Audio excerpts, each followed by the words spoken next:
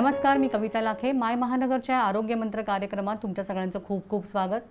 करोनाचा काळ आहे. जगातील इतर देशांमध्ये करोनाची दुसरी लाट आलेली आहे. भारतात सध्या तरी तेवढी बिकट अवस्था जरी नसली तरी करोनाचं संकट मात्र अजून टळलेलं नाही आहे.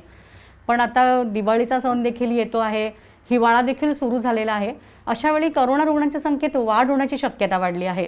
यावरच आपल्याशी चर्चा करण्यासाठी आज डॉक्टर अविनाश सुपे आहेत. डॉक्टर अविनाश सुपे, तुमचं आमच्या कार्यक्रमात खूप खूप स्वागत. तर सर, आम्हाला ॲक्च्युली जाणून घ्यायचं आहे की हा करोनाच्या काळामध्ये सध्या म्हणजे इतर देशांमध्ये अशी दुसरी लाट आली आहे, तसं भारतामध्ये सुद्धा येण्याची काही शक्यता आहे का? गेल्या काही दिवसांमध्ये ऑक्टोबरच्या दुसऱ्या किंवा तिसऱ्या आठवड्यामध्ये आपल्याला रुग्णांची संख्या कमी होताना दिसली आहे आणि साधारणतः आठवड्याला मुंबईमध्ये जे 14,000 रुग्ण होते ते आता आपल्याकडे जवळजवळ 6 ते 7 हजारापर्यंत आले.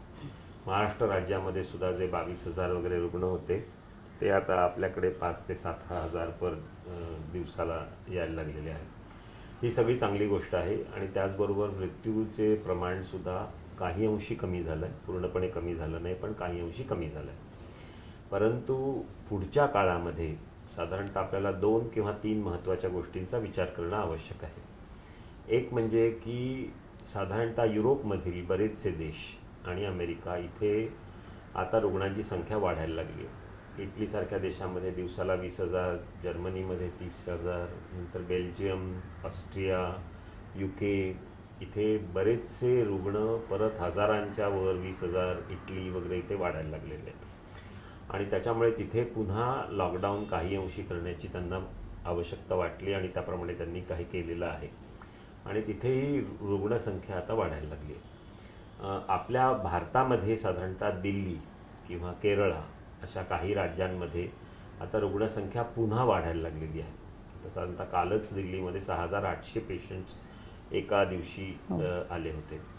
केरळामध्ये सुद्धा काही अंशी हे प्रमाण वाढलं आहे. तेलंगणामध्ये वाढायला लागलेले आहेत आणि ह्याचं कारण 2 किंवा 3 कारणं असतात. एक म्हणजे ज्यावेळी थंडी येते आणि दिवसाच्या तापमानामध्ये साधारणतः 9 ते 10% जर आपल्याला फरक दिसायला लागला, म्हणजे जे मिनिमम टेम्परेचर आहे कमाल आणि किमान याच्यामध्ये जर 9 ते 10% झालं आणि त्याचबरोबर जर फॉग किंवा स्मोक अशा प्रकारच्या जर गोष्टी वाढायला लागल्या, पोल्युशन वाढायला लागलं, तर ह्या जे व्हायरसेस आहेत त्यांचा प्रादुर्भाव जास्त होतो असं आपल्याला पूर्वीच्या H1N1च्या अनुभवाने सुद्धा आपल्याला जाणवलं.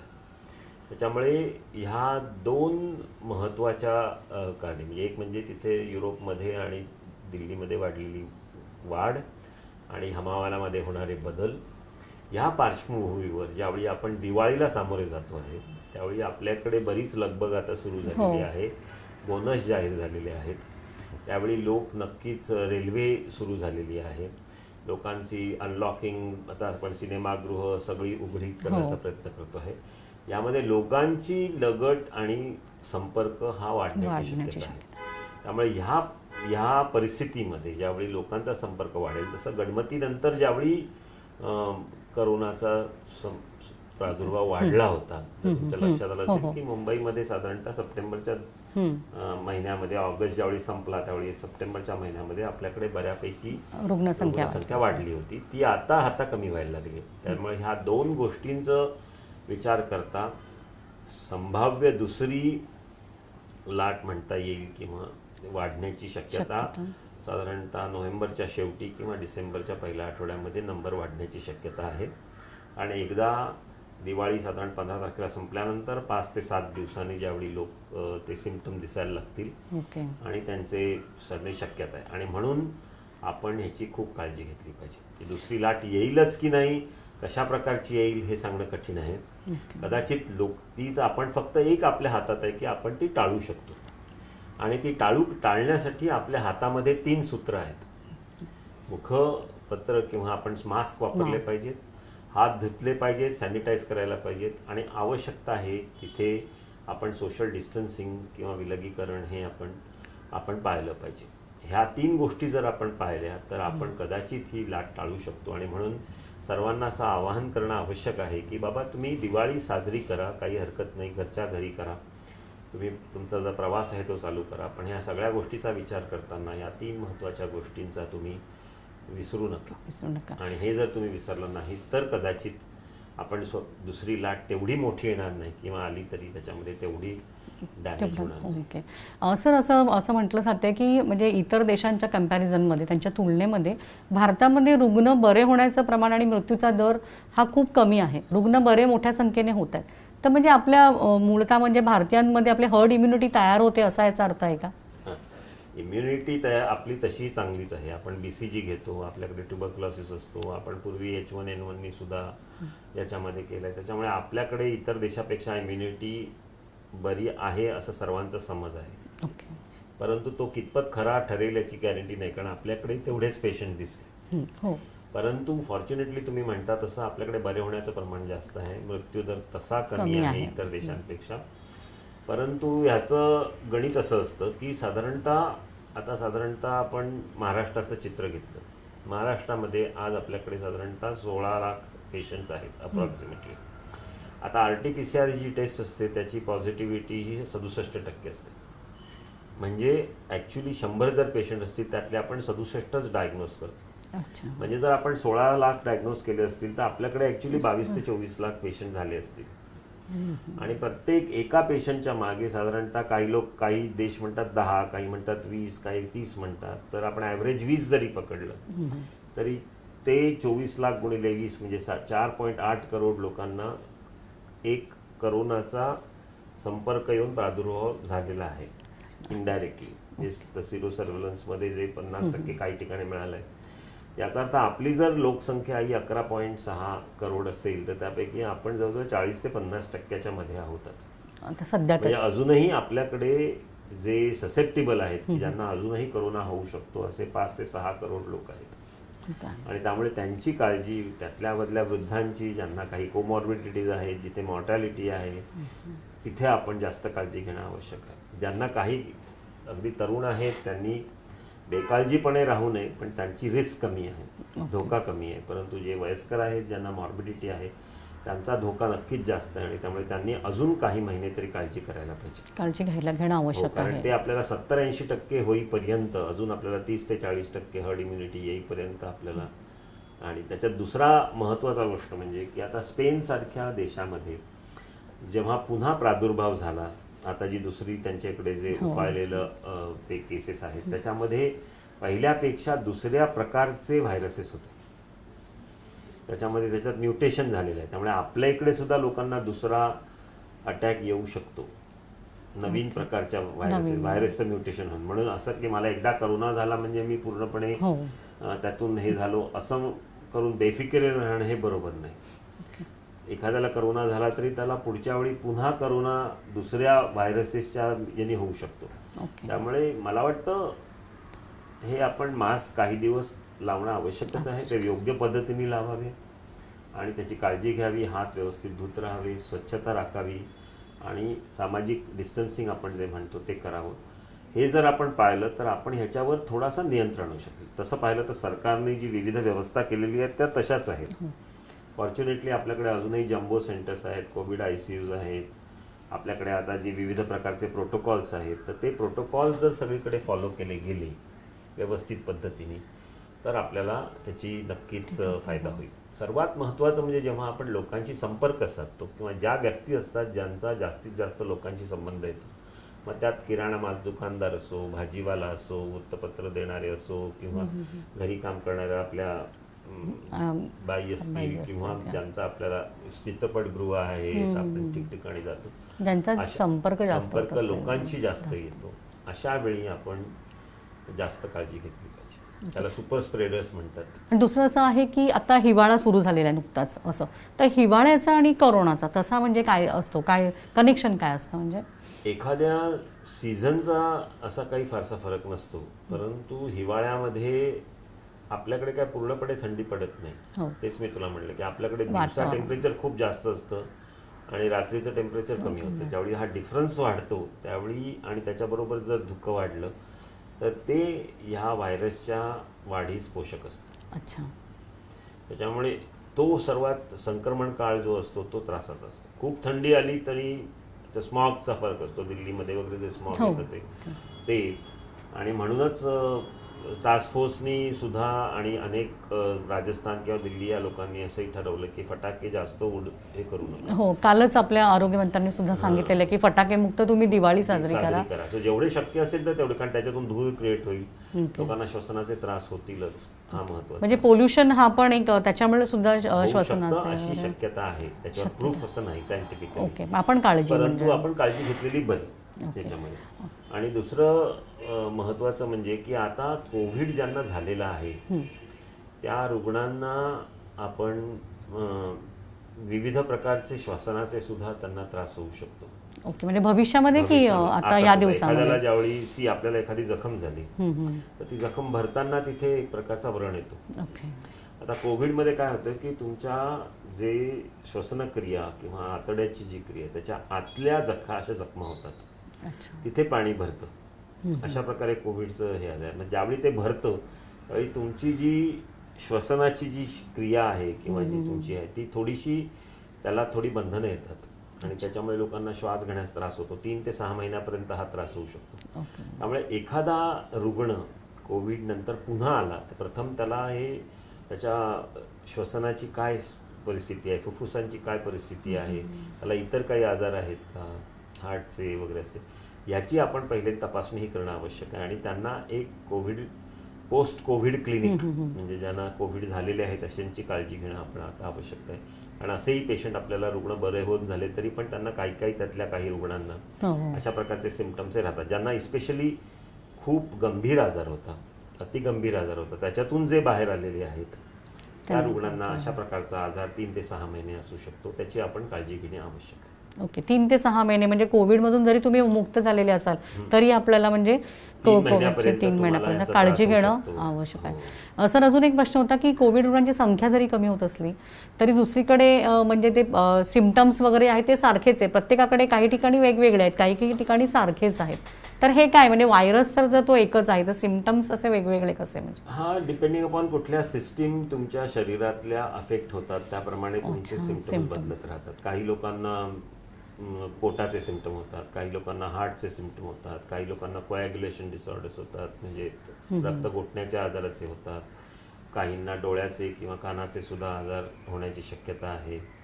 तर ह्यामध्ये स्किन रिॲक्शन्स येतात लोकांना. त्यामुळे तुमच्या शरीराची इम्युन सिस्टीम किंवा प्रतिकारशक्ती त्या पद्धतीने त्याला रिस्पॉन्ड करेल ह्याप्रमाणे आपण काळजी घेणं, लोकांचे जे लक्षणं आहेत ती बदलत राहतात. आणि त्याच्यामुळे आपल्याला प्रत्येक याला काय असं एक पर्टिक्युलर सिम्पटम असं नाही, तरी पण मेनली जरी श्वसनक्रियेबरोबर असली तरी श्वसनक्रियेच्या बाहेर सुद्धा अनेक अशी त्याची सिम्पटम्स आहेत. आणि प्रत्येक व्यक्तीची जी प्रतिकार शक्ती आहे ती कशी रिस्पॉन्ड होईल त्याच्याप्रमाणे लक्षणांमध्ये थोडासा फरक पडतो. ओके सर, आपल्या इकडे म्हणजे आता हिवाळा सुरू झाल्यावरती गरम पदार्थ खाण्याचे जास्त, म्हणजे आपला तो डाएटचा एक भाग असतो, त्यात दिवाळी आहे म्हणजे तळणाचे पदार्थ वगैरे खाल्ले जातील. बाकीचे सगळं जरी आपण सोशल डिस्टन्सिंग, मास्क हे सगळी सांभाळलं तरी घरात बसून हे खाल्ले जाणारे पदार्थ आहेत. तर काय म्हणजे ह्या पदार्थ अति खाल्ल्यामुळे वगैरे शरीरावर काही परिणाम होऊ शकतो का?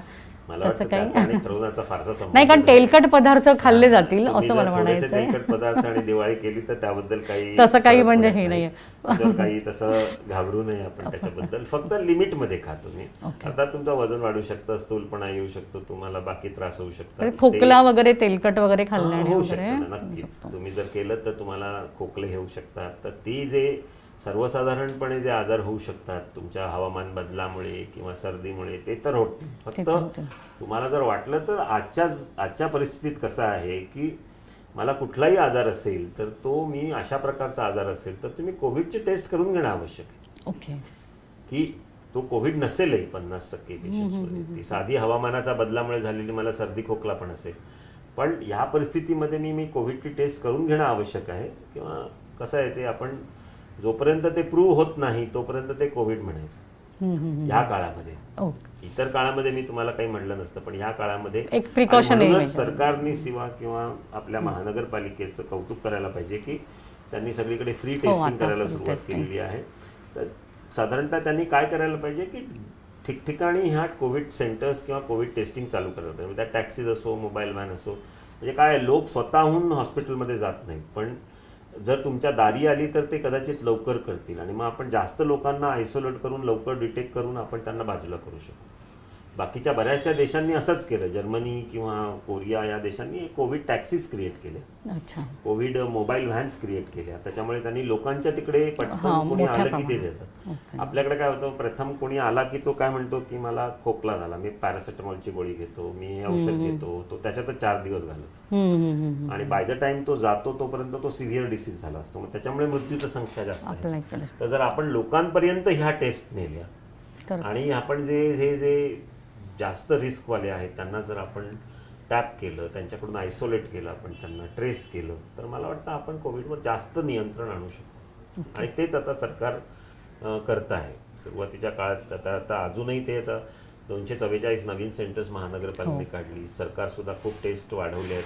म्हणजे मला वाटतं इतर देशांशी तुलना करणं कठीण आहे आपल्याला, हो. परंतु इतर राज्यांशी तुलना करताना महाराष्ट्रामध्ये बऱ्यापैकी आपण टेस्टिंग करतोय आणि आपण सत्यतेने सगळं रिपोर्ट देतो.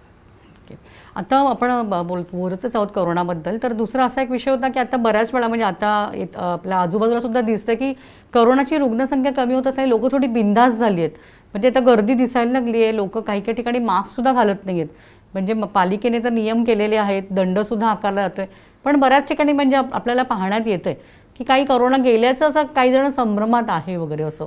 नाही, हा जो मला वाटतं योग्य प्रश्न आहे. हा आपल्याकडे आता थोडा बेफिकिरेपणा आहे. हां, तो मला वाटतं ही सर्वांनी काळजी घेतली पाहिजे की करोना अजून काही पूर्णपणे गेलेला नाही आणि जोपर्यंत तुम्हाला करोनाची संख्या ही अगदी 500च्या खाली वगैरे पेशंट्स येतील, 6000 पेशंट्स पूर्ण आपल्या याच्यामध्ये मुंबईसारख्या याच्यामध्ये, तोपर्यंत लोकांनी ती बेफिकिरपणा करून चालणार नाही आपल्याला. आणि माझ्या मते मी तर लोकांना सांगेन की तुम्ही अजून 3 महिने 4 महिने 6 महिने जर तुम्हाला मास्क वापरायला लागला, तुम्हाला जर सगळ्या कळ पाळला तर पाळा. There is no loss in that. Okay. म्हणजे आपण जे मास्क खाली घालून जसे फिरतायत लोक वाटतं आता आमच्याकडे झाला, हा माझ्या मते अत्यंत चुकीचं आहे. त्यामुळे आपण जास्त स्वतःला आणि इतरांना धोक्यात टाकतोय. ओके. असं आता दिवाळीचं आपण बोलत होतो, दिवाळी आहे, हिवाळा आहे, सगळे सण उत्सव आणि कोरोनामध्येच निघून गेलेले आहेत. हा आता वर्षाचा शेवटचा एक सण असतो, दिवाळी हा सण असतो, पण ह्याच्यावर सुद्धा कोरोनाचं सावट आहे. जसं तुम्ही सांगितलं की काळजी घेणं आवश्यक आहे, जितकं सोशल डिस्टन्स ठेवावं म्हणजे ठेवू तितकं चांगलं आहे. पण मग दिवाळीमध्ये सुद्धा म्हणजे आपण असं अगदी शेजाऱ्यांकडे पण आपण जाताना घाबरतायत हल्ली लोक वगैरे असं. तर काय म्हणजे तुम्ही काय सांगाल की थोडक्यात म्हणजे पण कसे सण साजरे करायला हवेत यावेळी?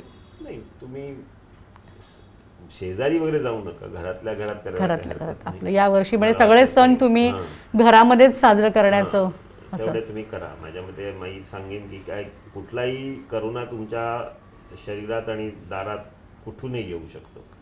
त्यामुळे प्रत्येक गोष्टीचं अजूनही काळजी घेतली पाहिजे. एक गोष्ट मात्र व्हेरी क्लिअर आहे की पूर्वी वाटायचं की हात लावून सगळीकडे होईल, त्याचं प्रमाण मात्र कमी झालंय. लोक सॅनिटायझेशन करतात, त्याच्यामुळे ते होत नाही. म्हणजे पेपरातून किंवा वगैरे अशा ह्याच्यातून जाईल. तुम्ही जर काळजी घेतली, 1 तास तिथे तर थांबलात, हात व्यवस्थित धुतले, तर त्याच्यातून तो करोना पसरत नाहीये.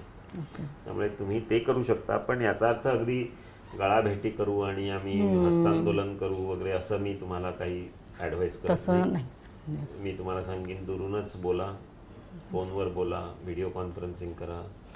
आनंद काय तुम्हाला करायचा असेल त्यासाठी तुम्हाला काही जवळच यायला पाहिजे असं नाही. म्हणजे यावेळी आपल्याला सगळे जे सण आहेत ते सोशल डिस्टन्सिंग ठेवूनच करावे लागणार आहेत.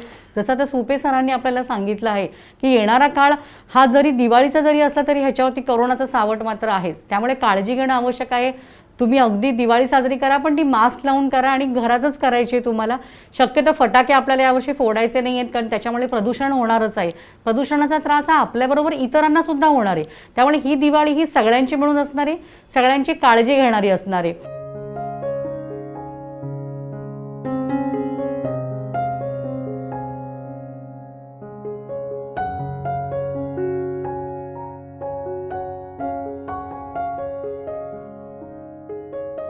आपण आता बघितलं की आपल्याला डॉक्टर सुपे सरांनी खूप काही मेजर टिप्स दिलेल्या आहेत, काही काही अतिशय महत्त्वपूर्ण माहिती त्यांनी आपल्याला दिलेली आहे की कोरोना आहे आणि हिवाळासुद्धा आहे आणि त्यात दिवाळीसुद्धा आहे. पण असं जरी असलं, कोरोना रुग्णांची संख्या जरी कमी होत असली तरी कोरोनाचं सावट आहे. त्यामुळे यावेळी इतर सणांप्रमाणे आपल्याला दिवाळीसुद्धा खूप संयमाने आपल्याला ती साजरी करायची आहे. सोशल डिस्टन्सिंग सांभाळायचीच आहे. मास्क आपल्याला लावायचाच आहे आणि सॅनिटायझरने आपल्याला हात हे नेहमी स्वच्छ ठेवावेच लागणार आहेत. त्यामुळे यावेळी दिवाळी जरी साजरी करायची असेल तरी ती सावधानतेनेच करायची आहे. नमस्कार.